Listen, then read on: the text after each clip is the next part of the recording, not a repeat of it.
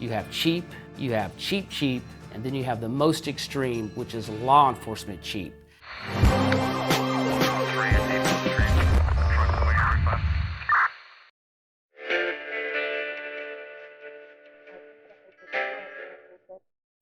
Welcome to another edition of Law Dog 910.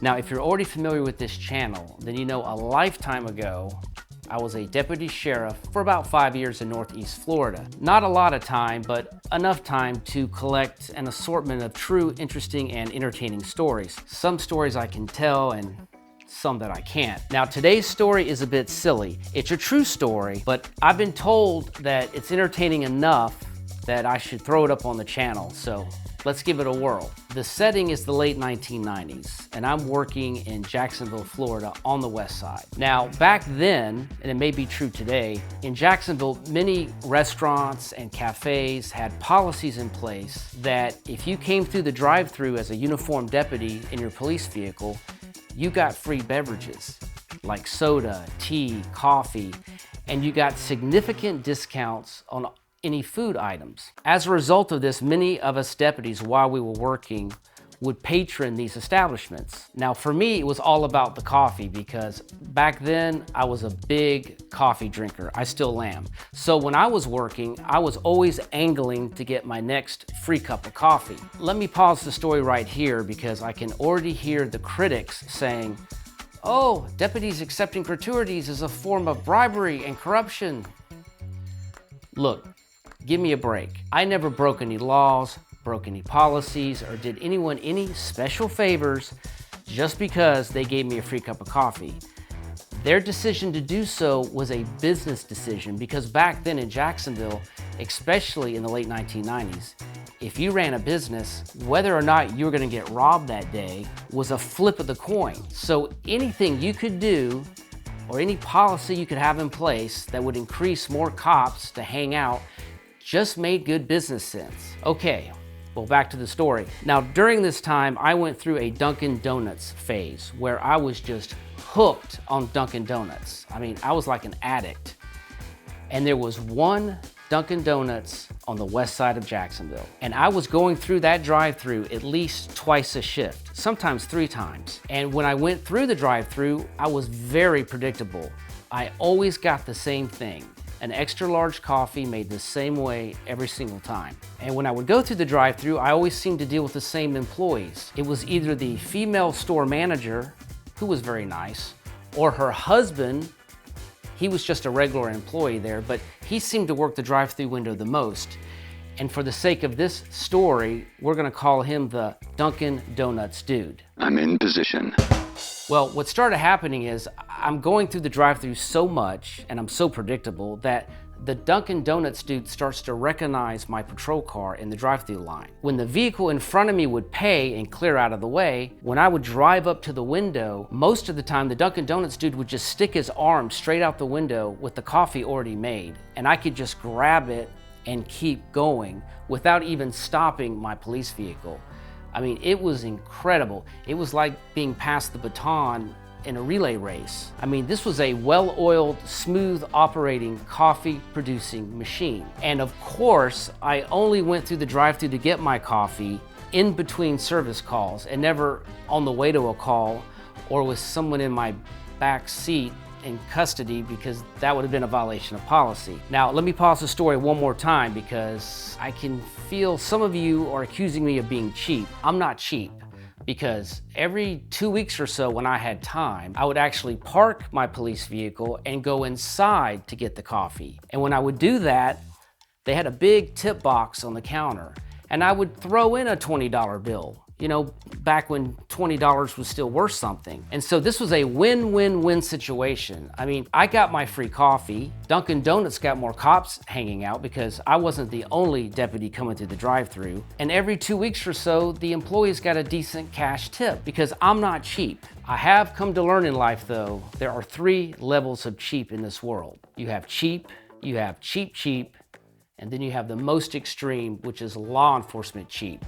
And if you're a current or prior law enforcement officer watching this video, then you know exactly what I'm talking about. By way of example, there was also a Taco Bell in this area that gave 50% off all food orders for all uniformed deputies coming through in their police cars. Now, I can't prove it, but I'm 98.9% sure that there were deputies that lived all over the city of Jacksonville, which is a big city, who on their days off would go to the trouble to put on their uniforms and jump in their police car, because we had take-home cars, and drive several miles across town just to go to this Taco Bell to get their 50% off. And remember, this is in the late 1990s when Taco Bell was still actually cheap. But I digress. Back to the story. So life was good, and I had this system in place for about 3 months. And then one day I'm at work and I get dispatched to meet up with a detective in a business parking lot not far from this Dunkin Donuts. Now, this was not that unusual, because in Jacksonville, you have the different detective divisions with the detectives working their own cases. And when they would have probable cause to make an arrest, they would go get an arrest warrant and then come out to the field to arrest their suspect. And when they would do that, they would call someone from the patrol group to back them up. It was basic officer safety. So I meet with this detective, and he's in plain clothes and in an unmarked city vehicle, which is standard. And he proceeds to tell me that he has a felony aggravated warrant for stalking for a man that lives in the neighborhood just around the corner. Now, I knew this neighborhood. It was actually a pretty nice neighborhood. It was close to the St. Johns River, and you had some nice homes back there. He continued to tell me that his suspect lives with his wife, but he's been stalking this other woman who contacted the sheriff's office, and he got this felony warrant. Furthermore, he told me before I showed up, he drove by the house to see if his suspect was home, and he saw his suspect slowly jogging through the neighborhood. He advised he'd prefer us to go in now and just grab him off the street, because he is a bigger guy and he might decide to fight. Also, if he makes it back to the house, he could have access to weapons. I agreed, and so we jumped in our vehicles and we drove into the neighborhood. Now, it wasn't very long until we saw his suspect, who was still slowly jogging through the neighborhood. He didn't see us because we were behind him. And the suspect was a bigger guy. He had an oversized sweatshirt and sweatpants. And we decided to just get as close to him as we can without being obvious, and then jumping out of our vehicles and running up on the suspect from behind. So that's what we do. We jump out of our vehicles and we're now jogging behind the suspect, slowly closing in. Now, I expected at any time that the suspect was going to hear us and turn around and look at us, but that never happened, because he was jamming out to some music wearing these headphones that were right out of the 1980s. I mean, these headphones were huge. They could have been considered a weapon all by themselves. So he didn't hear us coming. And as we get closer and right before we're about to pounce, I go to the left so I can grab the suspect's left arm, and the detective goes to the right. We then simultaneously grab each arm, taking control of the suspect, forcing him to make a 90-degree turn and bringing him face down into the yard that was right next to us. Now, while this is happening, the headphones come flying off. Thank goodness they didn't hit anybody. And we're yelling, "Do not resist! Sheriff's office, do not resist!" He didn't resist. I cuff him up, and now the suspect is laying face down in the grass. Now, as bad as my memory is, I still have a visual of this grass. It was very green and very lush. Your typical Florida lawn. Now, at this point, he's cuffed on his stomach, so I wrench the suspect up so he can sit up, and he spins around and we make eye contact. And when the suspect and I make eye contact, we both get rather shocked looks on our faces. Why? Well, I'm sure many of you have already figured it out, because I have a very intelligent audience that watches my channel. We were both shocked because we recognized each other. It was the Dunkin Donuts dude. Enemy spotted. And he's looking at me, he's looking at the detective, he's looking back at me, almost like he wants me to intervene. And then he starts to say something, and I'm like, shh, not a word. I then pick him up on his feet, walk him over to my patrol car, I put him in the back seat, I shut the door.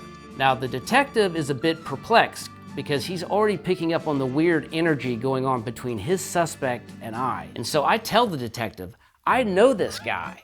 He's been giving me free coffee for the past 3 months at the Dunkin Donuts just down the street. Furthermore, he thinks we're fishing buddies, and I'd rather not transport him downtown because he's gonna wanna talk. And even if I'm not questioning him, if he freely and voluntarily makes statements about his case, that could be used against him in a court of law. Lawyers call that spontaneous statements, which would require me to write a report. Now, there's a well-known old adage in law enforcement that law enforcement, police officers, agents, whatever, they will spend an hour trying to talk their way out of a 5-minute report, and that is true.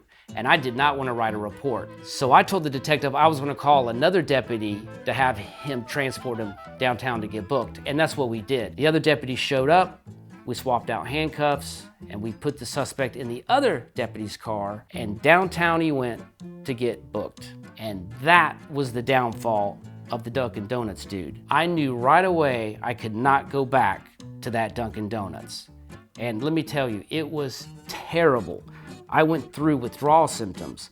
But I did start drinking McDonald's coffee, which I discovered is actually very good. But in a moment of weakness, about 45 days later, I was near the Dunkin Donuts and I decided to go through the drive-thru. I figured the Dunkin Donuts dude doesn't work there anymore because he caught a felony case. And even if his wife is still there, surely she's hired new people to work the drive-thru window. So I rolled the dice. I went through the drive-thru, and wouldn't you know it, it was the wife. And to her credit, she kept things professional, but she let me know through eye contact. I mean, she gave me the look, and I'm sure many of you married men know the look I'm talking about. She let me know that she knew that I put handcuffs on her husband. Well, I got the coffee, I told her to have a nice day, and I left. Now, even though she was a very nice lady, I was still a little bit hesitant to drink that coffee because you just never know if anything extra was added. So I poured half the coffee out, I examined the rest, I smelled it smelled okay, I drank it, no issues. And that was the last time I've been to that Dunkin Donuts in over 25 years. The Dunkin Donuts is still there. I know that because even though I no longer live in Florida, I visit that area once or twice a year, and I've seen the Dunkin Donuts. It's been remodeled, but it's there. Now that I've done this video, I think the next time I'm in town, I'm actually gonna go through the drive-thru and order an extra large coffee, and this time I will gladly pay full price. If you made it to this point in the video, congratulations. If you thought it was even remotely entertaining, hit the like button. Feel free to subscribe. In the meantime, this is LawDog910, and remember, always check your six, don't be cheap, and... Hey, let's be careful out there.